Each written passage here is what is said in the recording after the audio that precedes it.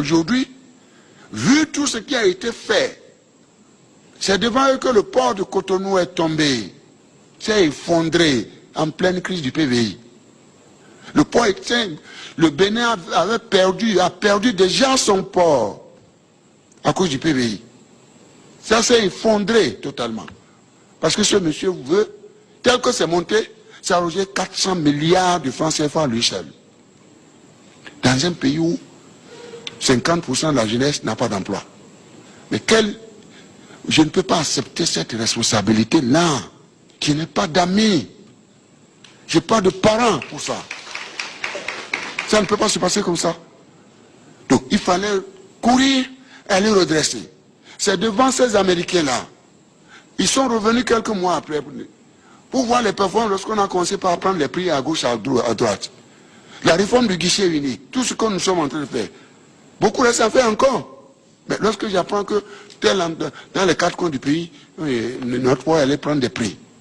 Je dis bien.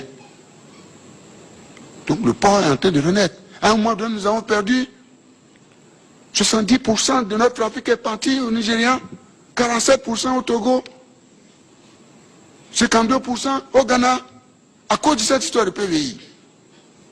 Si on le maintenait, nous on devient quoi? Un pays qui veut jouer le rôle de transit, un pôle émergent de distribution de services et autres. On ne peut pas laisser, mes chers jeunes, quel que soit le coût, même quel que soit le coût politique, il n'a qu'à ramasser tout le monde. Moi, je sais que vous êtes là, vous êtes mes boucliers. Vous êtes là. Et vous sortirez, je le sais bien, pour dire non, ce n'est pas possible. Je ne peux pas protéger. Et qui s'est donné autant de moyens.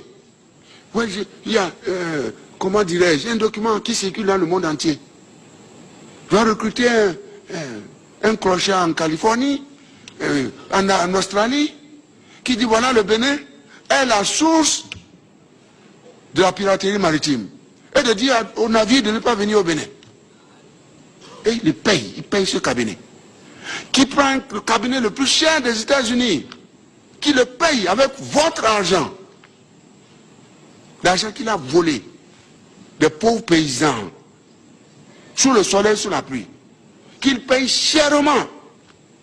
Ce cabinet recrute les congressmen, recrute les sénateurs, pour dire de couper l'aide publique au développement au Bénin.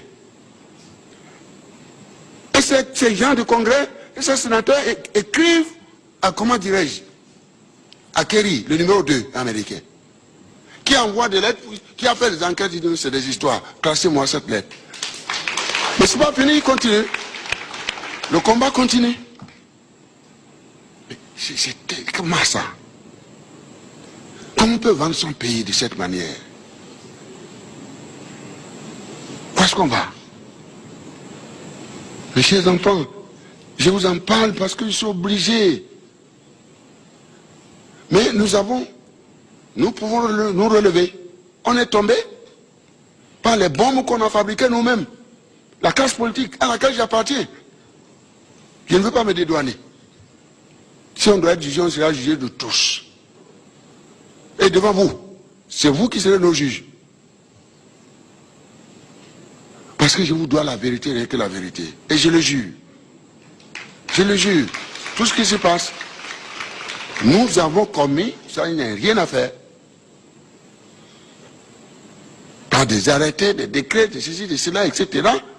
Aussi à la fonction publique, des agents, des protocoles concis de gauche à droite, n'importe comment. N'importe comment. Pour découvrir que, eh bien, on a fabriqué des bombes décidées à ensanglanter, enflammer et désintégrer notre édifice constitutionnel. Mais Dieu est grand.